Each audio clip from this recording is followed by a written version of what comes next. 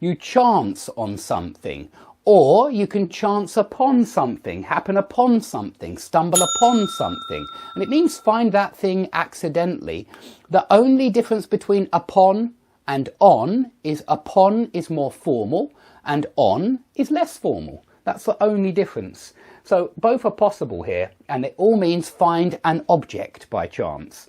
You can also come by something, which is synonymous. It's exactly the same. If you come by an old watch in the market and you buy it, it means you find that old watch by chance, okay? And if you come across something in the market, you find it by chance. If you stumble across something or run across something, you find that object by chance. So all of these were for objects, all of these here, they're for objects. But then what about when you meet people by chance? Sometimes you meet people by chance, and when you meet someone by chance, you run into someone or bump into someone. Okay, so you might say, I ran into an old friend in the middle of town yesterday, or you might say, I bumped into my old headmaster in the middle of the street, something like that. Okay, so that's already a lot of phrasal verbs, as you can see, for find something by chance. So try to remember those as a group. These are all about a breakdown in relations, and most of these are about romantic relations, but you can use some of them for international relations. So somebody might break off their marriage or their engagement, and they'll do this if they're unhappy with their partner or spouse. If they're offended by something that they've done and they want to get divorced, then they break off the marriage.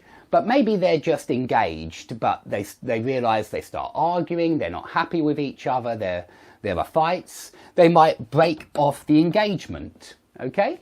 Now this one you can use for international relations. You can say that Germany has broken off relations with North Korea, something like that. It's not true, I'm not trying to get political.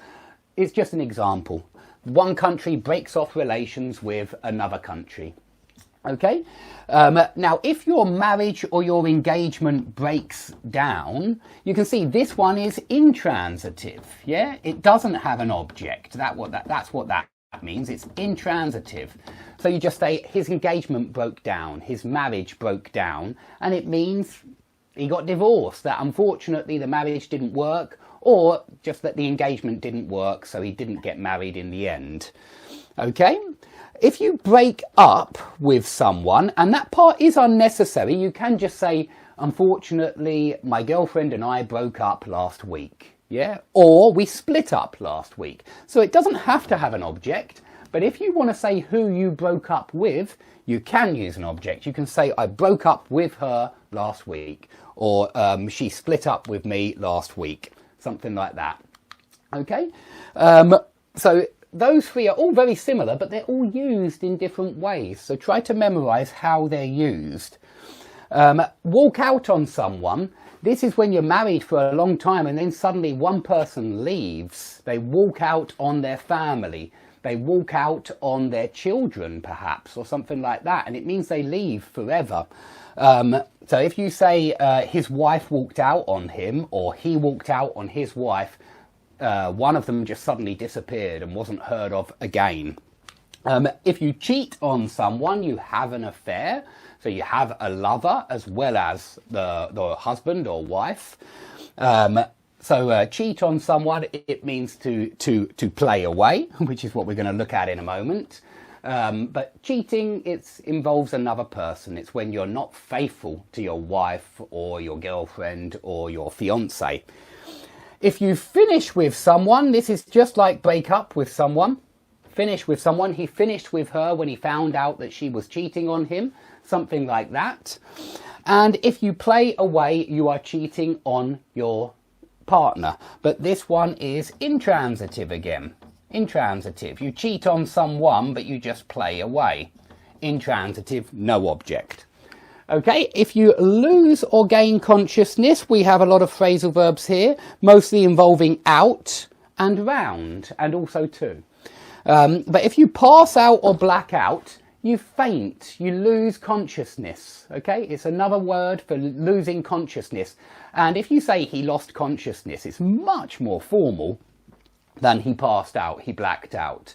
This is what most English people say when they want to say he fainted. Faint is another good word as well. It's not a phrasal verb, but pass out or black out is also possible for when you lose consciousness, and very common.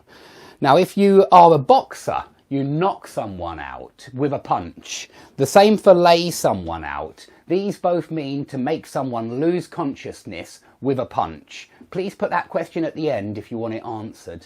Sorry about that, I just can't answer it now.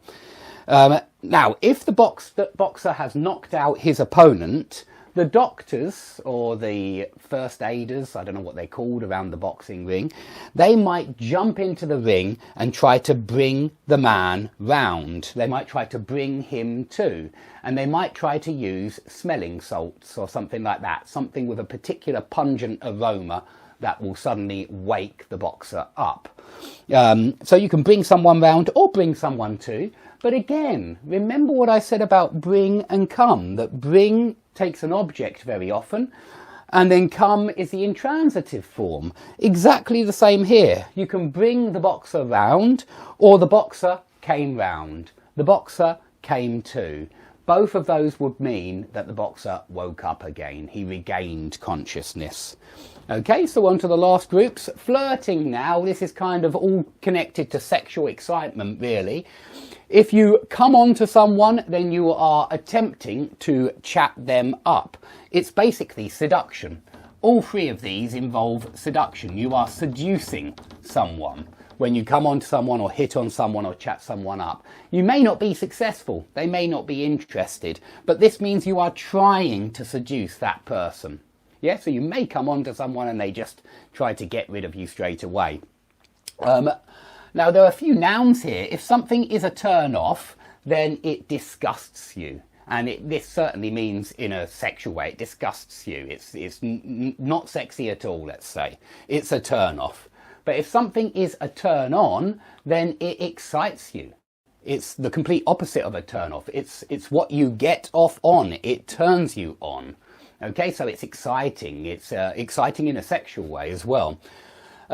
So turn someone on, it means it excites them, and turn someone off, it repulses them, it disgusts them in some kind of way. So I'm sure everybody has certain behaviour that they find a turn off, and everyone has certain behaviour that turns them on. And everybody's different, I suppose, with this kind of thing. If somebody gets off on something, they find that something particularly exciting. So this is just like turn someone on. They're synonymous, really. But this tells you what turns them on, and this just tells you that turns someone on. So they are used in a different way again. This is get off on something. This is something turns you on. Okay, and if you lead someone on, then this means you are playing with their feelings. You are toying with that person. I could have put toy with here as well, toy with someone, or toy with someone's feelings. This is also in the phrasal verb book. So if you lead someone on, you pretend, basically, that you're in love with them or that you're very much attracted to them, but actually you're not. You're just pretending, and you're toying with their feelings for whatever reason. So it's not a very nice thing to do. This is certainly negative.